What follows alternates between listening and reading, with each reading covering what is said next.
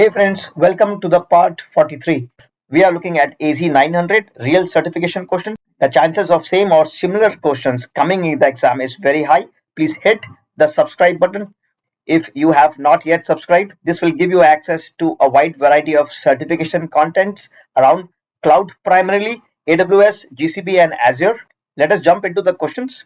Now, if you are wondering where did the part 42 go or part 41 go, then you will have to click the join button and become a member for a very small premium. You can become a member and gain access to all of those parts. The link to join is below this video. There would be a small button, and I am also going to post the link in the description. So first one says you use AZ to protect virtual machines from data center failures. Yes, the concept of AZ is you have multiple data centers in multiple locations. If something in New York fails, at least the data centers in California can keep your application running. So this would be my answer. Let's look at B. It is saying you can use AZs in Azure to protect virtual machines from a region failure. No, you cannot, because regions, AZs are a part of a region. So if you have AZ failure, then you will have to use a different AZ. But there is a region failure, you have to use another region and not another AZ, because if a region fails, all the AZs, remember, all the AZs in that region fails. So you have to go for a multi-region deployment. You can use AZs in Azure to protect managed disks from data center failures. Yes, you can. If a managed disk fails in a data center, you can still use a different data center, a different AZ to keep your application running. So this would be my final answer. Let's lock this and move forward. What is an Azure region? Does it contain one or more data centers that are connected by low latency network? Yes, that is most likely, because there are various data centers. They're all connected through cables through low latency network, not the internet.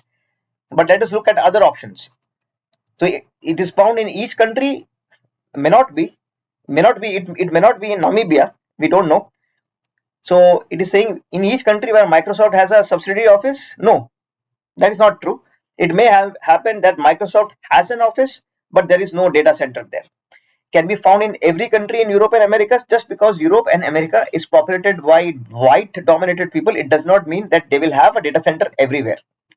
So this is wrong. Not every country in Europe or every country in the Americas will have this. Last one says contains one or more data centers that are connected by high latency network. See, high latency, who wants low performance? High latency means low performance. Low latency means high performance. Nobody wants high latency. Would you want your Netflix to, when you're watching, it keeps buffering and it is slow and it spoils the fun of watching the OTT platform? No, you don't want, right? So high latency, nobody wants in this world. So it's like boys with six packs, everybody wants. Boys with fat tummy, nobody wants. So this is my final answer. See, if you want your credentials, suppose you are on a computer, and if you want your credentials to be validated by Active Directory, you have to be connected to Active Directory, right? So that is the first question, and the answer is yes, because if you are not connected, your computer is not connected to Active Directory, how will you validate that? That is the point.